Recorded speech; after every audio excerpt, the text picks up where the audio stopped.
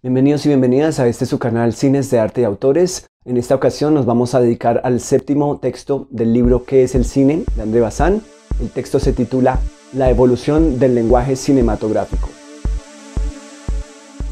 En este texto Bazin empieza complementando una idea de la que ya se había hablado en el texto 2, El mito del cine total, en la cual Bazin decía que la primacía de la imagen en el cine mudo o silente se había logrado de manera accidental, histórica y técnicamente hablando. Ahora Bazin amplía dicha idea diciendo que, dado que en el cine mudo pues no existía la palabra sonora, los cineastas tenían que decir esas ideas de alguna otra manera y que por eso empezaron a experimentar con maneras de conjugar planos, conjugar imágenes para lograr llegar a otros diferentes tipos de significados, y que fue así como se ocasionó la invención del montaje cinematográfico.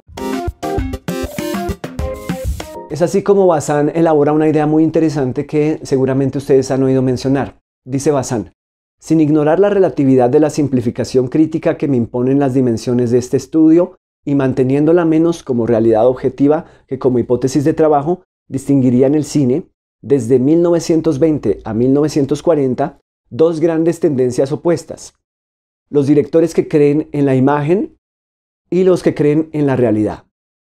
Por imagen entiendo de manera amplia todo lo que puede añadir a la cosa presentada, su representación en la pantalla.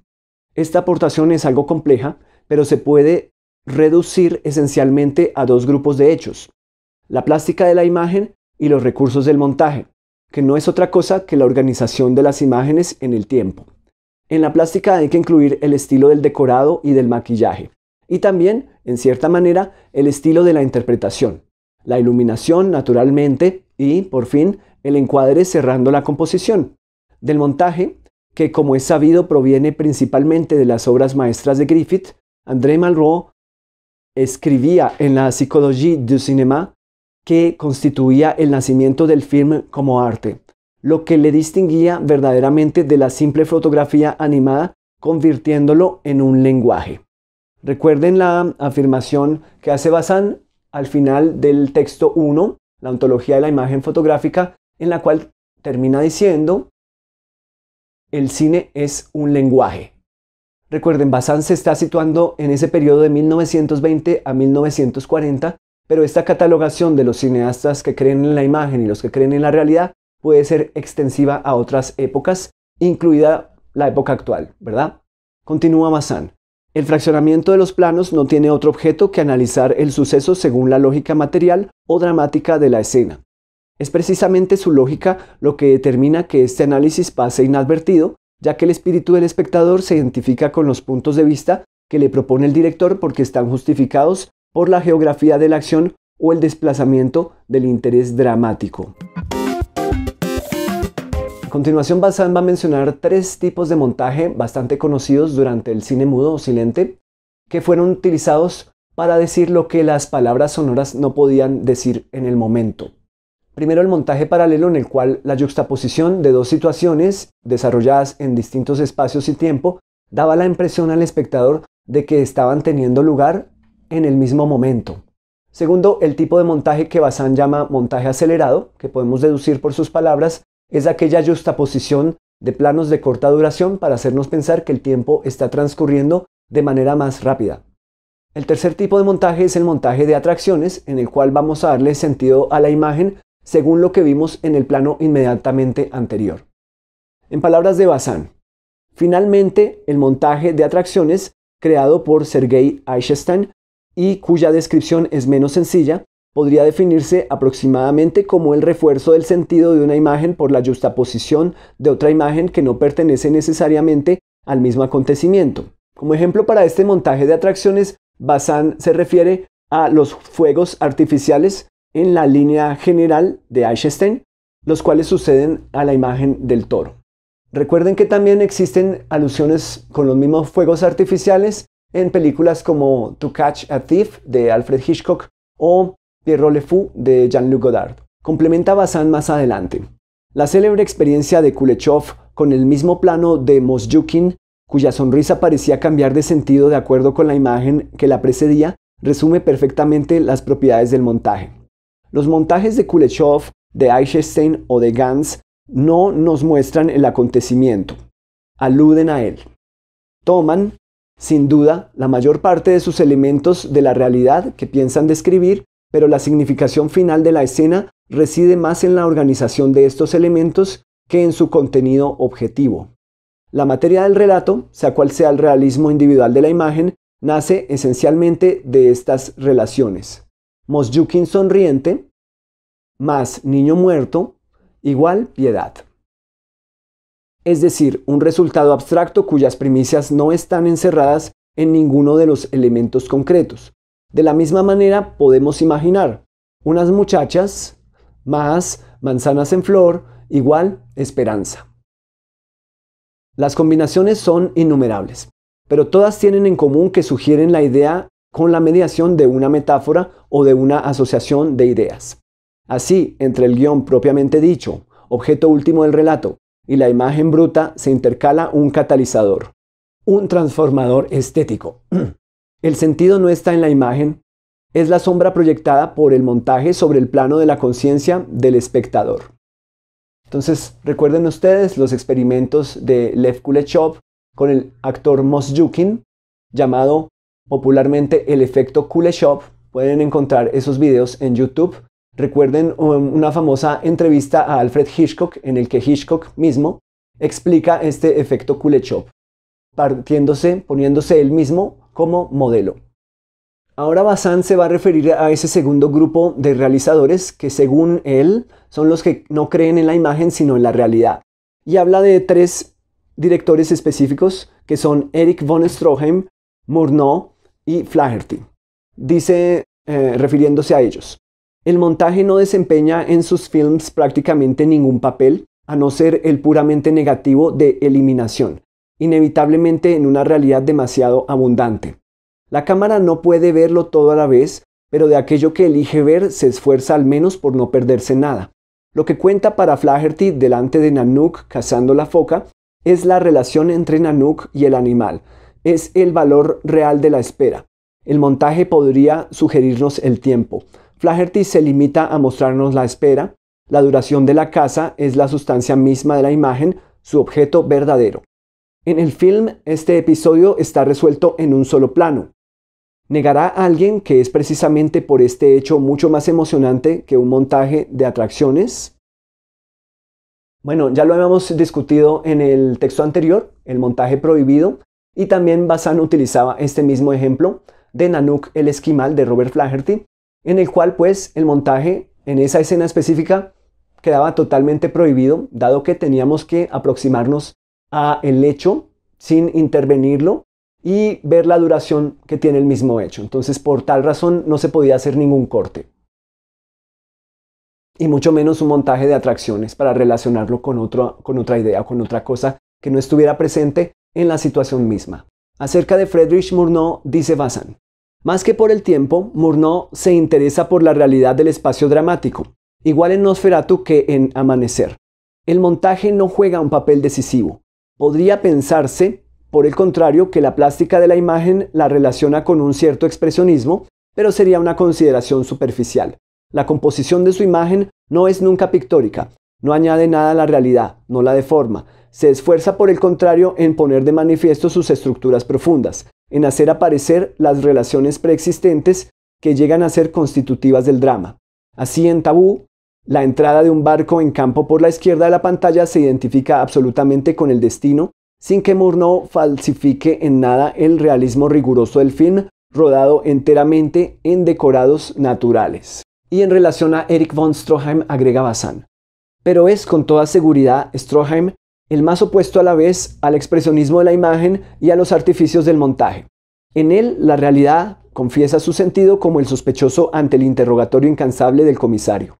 El principio de su puesta en escena es simple: mirar al mundo lo bastante de cerca y con la insistencia suficiente para que termine por revelarnos su crueldad y fealdad. No sería difícil imaginar, en último extremo, un film de Stroheim compuesto de un solo plano tan largo y tan amplio como se quiera.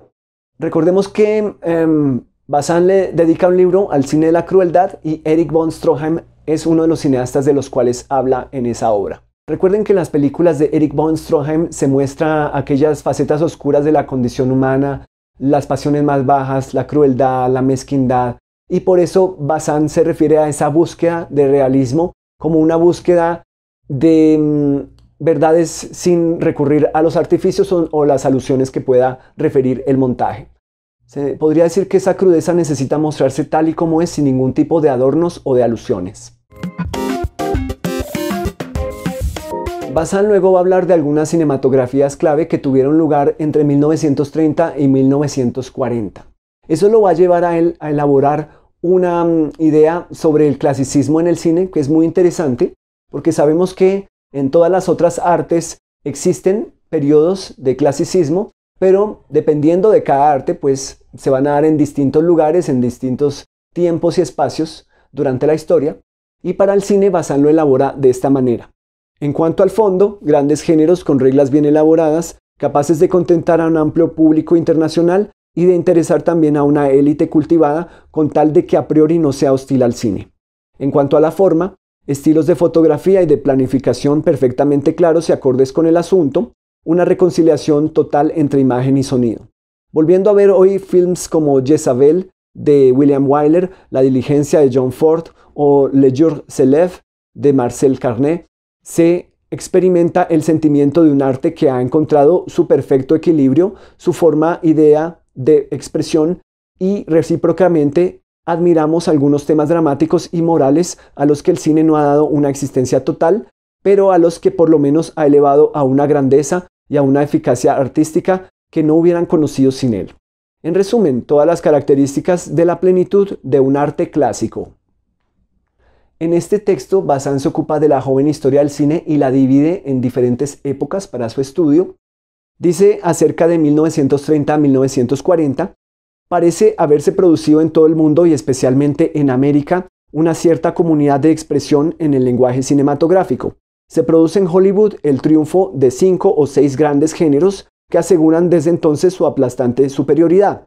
La comedia americana, con Caballeros sin espada de Capra de 1936, el género burlesco, Los hermanos Marx, las películas musicales con Fred Astaire y Ginger Rogers, las Ziegfeld Follies, el film policíaco y de gángsters, Scarface, Soy un fugitivo, El delator, el drama psicológico y de costumbres, Backstreet, Jezabel, el film fantástico o de terror, Dr. Jekyll y Mr. Hyde, El hombre invisible, Frankenstein, y el western, con La diligencia.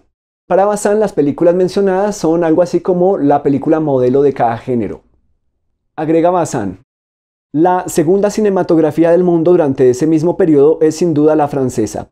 Su superioridad se afirma poco a poco con una tendencia que puede llamarse de manera aproximada realismo negro o realismo poético, dominado por 4 hombres: Jacques Fader, Jean Renoir, Marcel Carné y Julien Duvivier.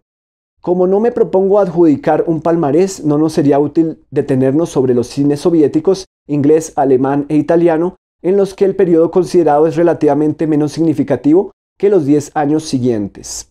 En este punto hay que decir algo que ustedes seguramente ya observaron, y es que el punto de vista de Bazin es puramente eurocéntrico. Bazin solamente está pensando en el centro de producción, que sería Europa Occidental, y con algunos visos de América representada, si acaso, por los Estados Unidos nada más, y algunas películas del cine soviético. Se preguntarán ustedes por qué Bazin no menciona cineastas, películas, cinematografías de Centroamérica, Suramérica, África, Asia, Europa Oriental, entre otras. Incluso para la misma Europa, Bazin está dejando por fuera el cine y los textos de mujeres y de minorías étnicas y raciales.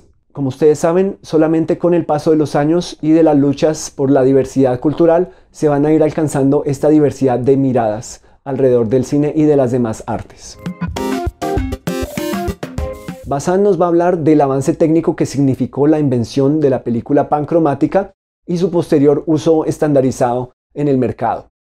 Es una película que permite el registro de diversas tonalidades de color, incluso cuando la emulsión es para blanco y negro. Entonces, así estamos viendo una película en blanco y negro, pero podemos distinguir tonalidades que vienen dadas de todos los colores que había en la realidad. Para Bazin, como ya sabemos, esto va a significar pues un aporte más en esa búsqueda de realismo. Asimismo, también va a sugerir brevemente una evolución en los equipos de micrófonos para el registro de sonido y en el desarrollo de las grúas para lograr movimientos de cámara en los rodajes.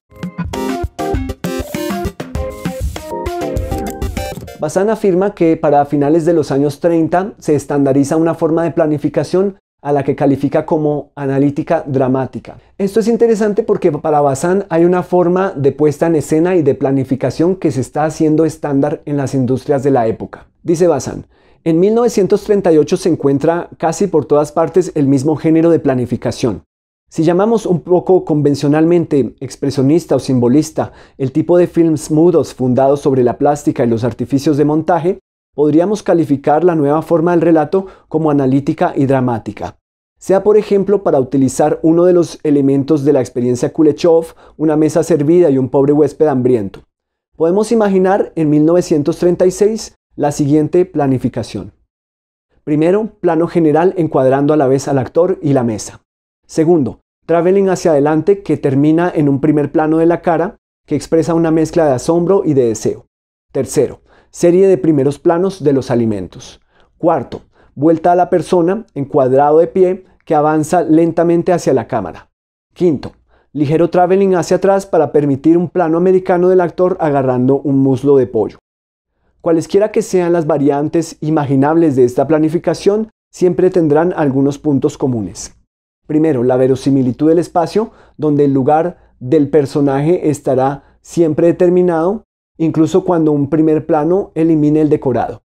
Segundo, la intención y los efectos de la planificación serán exclusivamente dramáticos o psicológicos. Y nos preguntamos entonces, ¿estas formas descritas por Bazán no están ligadas entonces a ese supuesto clasicismo cinematográfico que se alcanzó en los años 1930 a 1940?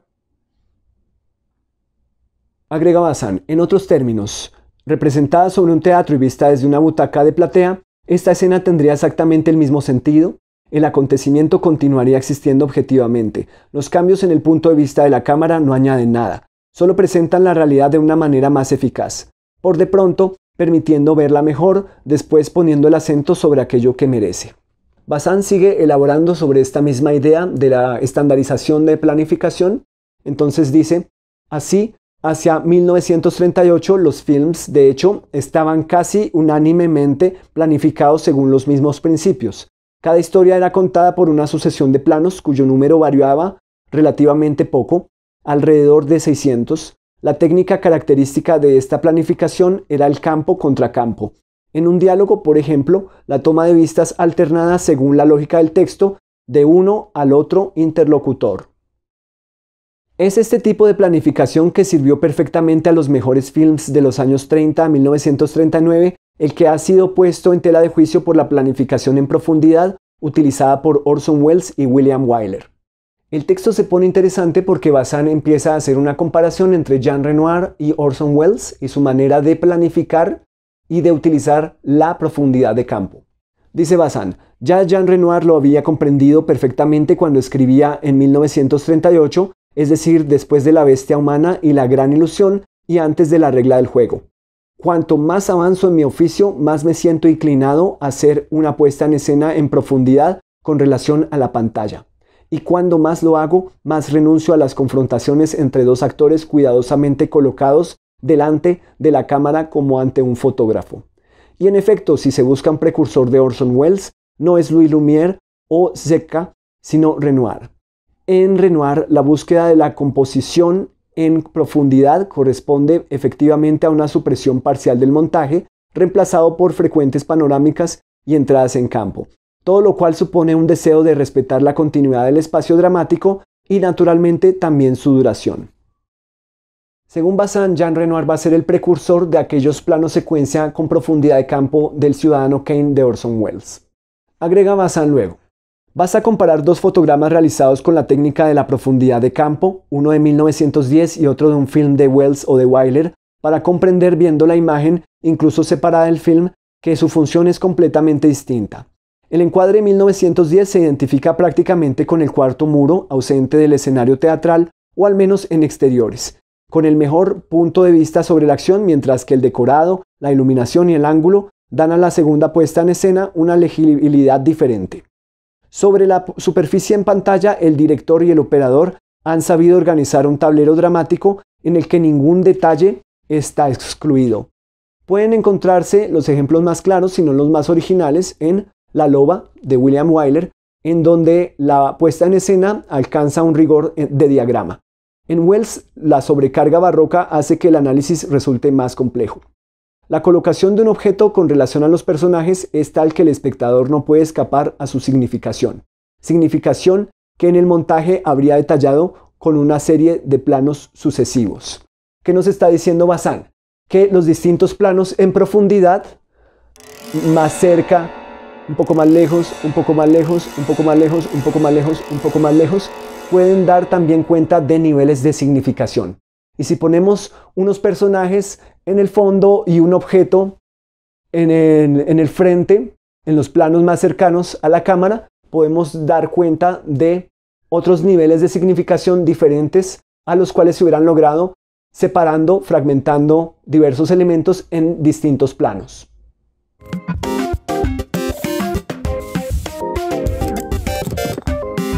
Cuando comenzamos a leer este texto no parecía muy claro saber hacia dónde iba a dirigirse Bazin, pero entonces podemos ya empezar a esclarecer que empezó mencionando el uso y la invención de diversos tipos de montaje debido a las limitaciones del cine mudo silente en relación con las palabras para explicar las situaciones o para hacer alusiones, y luego se fue refiriendo a la estandarización de la puesta en escena con la llegada del sonido, para luego terminar finalmente en una liberación que ofrece el plano secuencia con profundidad de campo para dar cuenta de mayores significados, para darle libertad al espectador en su exploración y el orden en que quiere leer los elementos en la pantalla, y también para dar cuenta de la duración de los acontecimientos que están teniendo lugar.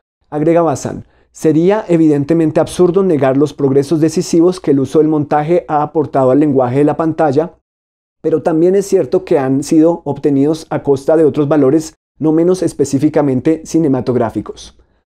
Por esto la profundidad de campo no es una moda de operador como el uso de filtros o de un determinado estilo en la iluminación, sino una adquisición capital de la puesta en escena, un progreso dialéctico en la historia del lenguaje cinematográfico.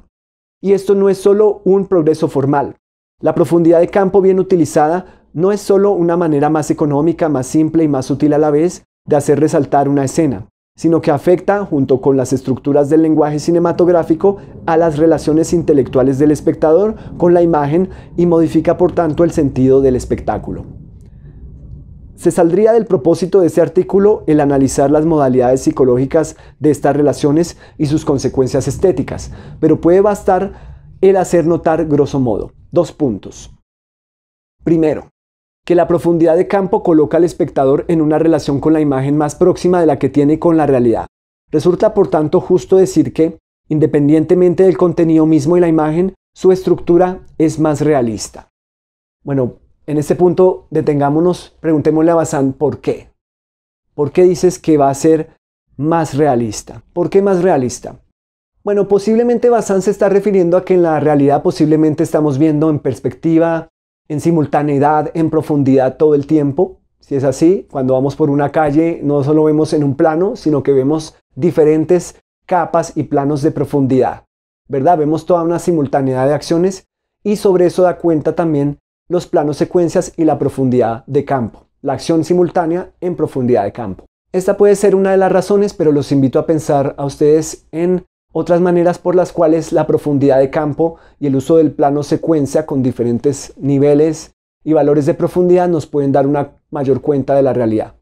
Continúa entonces Bazin describiendo lo que para él son modalidades psicológicas de estas relaciones y sus consecuencias estéticas. Segundo, que implica como consecuencia una actitud mental más activa e incluso una contribución positiva del espectador a la puesta en escena. Mientras que en el montaje analítico el espectador tiene que seguir tan solo una dirección, unir la propia atención a la del director que elige por él lo que hace falta ver, en este otro caso se requiere un mínimo de elección personal. De su atención y de su voluntad depende en parte el hecho de que la imagen tenga un sentido. En este aspecto, Bazán se acerca a la pintura. Recordemos que lo mismo puede decirse de una pintura en la cual nosotros vemos muchos elementos e incluso profundidad, para la cual nosotros determinamos cuál va a ser nuestra dirección de lectura, en dónde comenzamos y en dónde terminamos. Y el tercer elemento, según Bazán, es de las dos proposiciones precedentes de orden psicológico se desprende una tercera que puede calificarse de metafísica. Y entonces aquí Bazán, que es un experto en dejar términos en suspenso, nos hace indirectamente la pregunta, bueno, ¿qué es esto de metafísica, verdad? Aquí es donde necesitamos un ejemplo, en este punto. ¿Cuál es esa película o secuencia que nos podría dar cuenta de ese siguiente nivel de significado al que debemos acceder en esta búsqueda del lenguaje cinematográfico? ¿Cuál es esa metafísica de la imagen o de la situación específica a la que nos puede dar entrada vía plano secuencia con profundidad de campo? ¿Cuál podría ser ustedes? ¿Se aventuran a lanzar una hipótesis? Entonces Bazán continúa. Al analizar la realidad, el montaje, por su misma naturaleza, atribuye un único sentido al acontecimiento dramático. Cabría sin duda otro camino analítico, pero sería ya otro film. En resumen, el montaje se opone esencialmente y por naturaleza a la expresión de la ambigüedad. La experiencia de Kuleshov lo demuestra justamente por reducción al absurdo, al dar cada vez un sentido preciso a un rostro cuya ambigüedad autoriza estas tres interpretaciones sucesivamente exclusivas.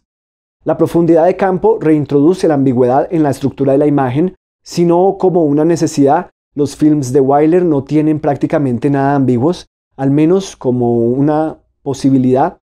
Por eso no es exagerado decir que Citizen Kane, Ciudadano Kane, solo puede concebirse en profundidad de campo.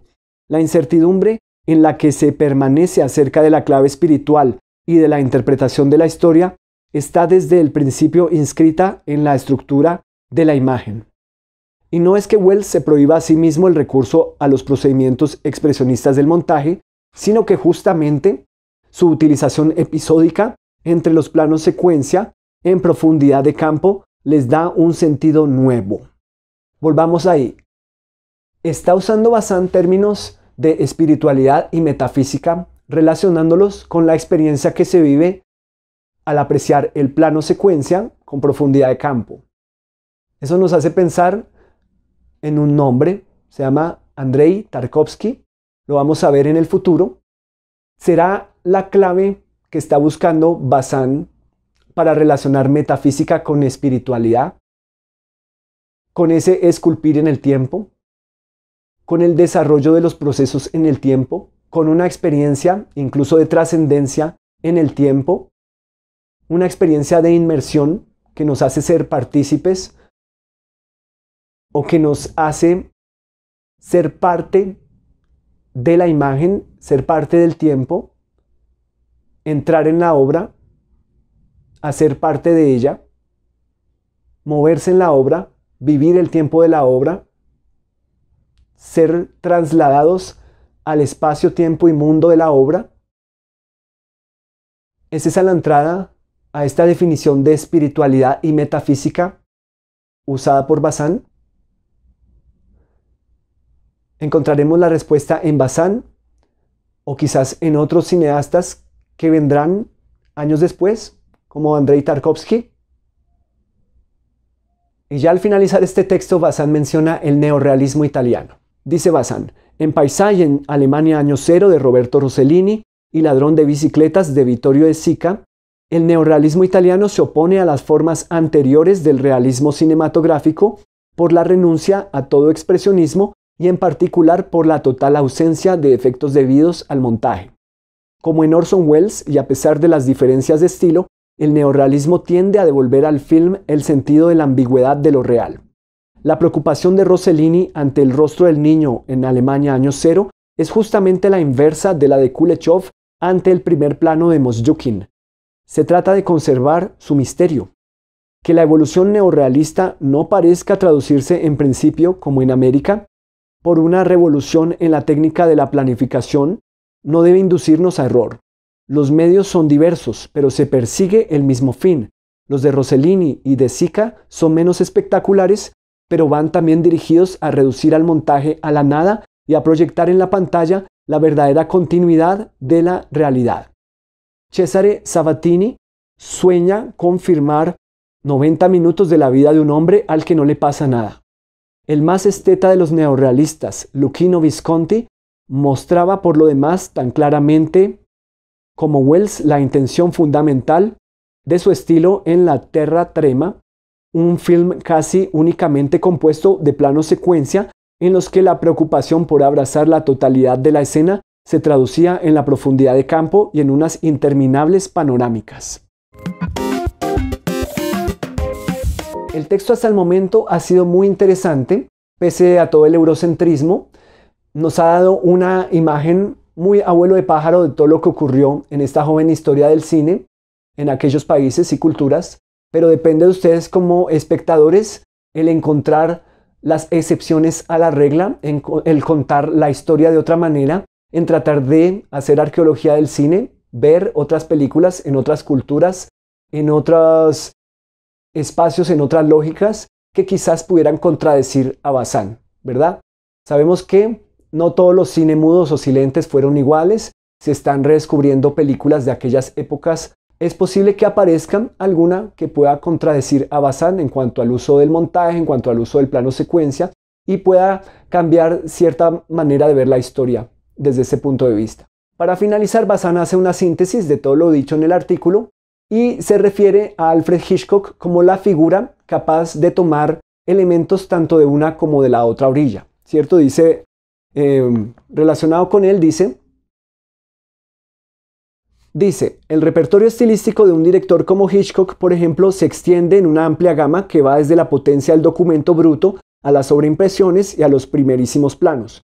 Pero los primeros planos de Hitchcock no son los de Cecil DeMille en La Marca. No son más que una figura de estilo, entre otras.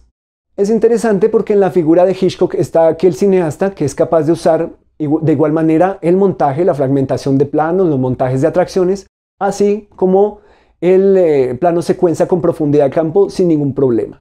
Entonces coexisten en él esas dos versiones del director que cree en la imagen y el que cree en la realidad de alguna forma.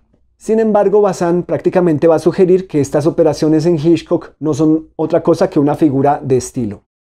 Esto lo vamos a revisar después cuando veamos textos alusivos a Hitchcock y las películas de Hitchcock.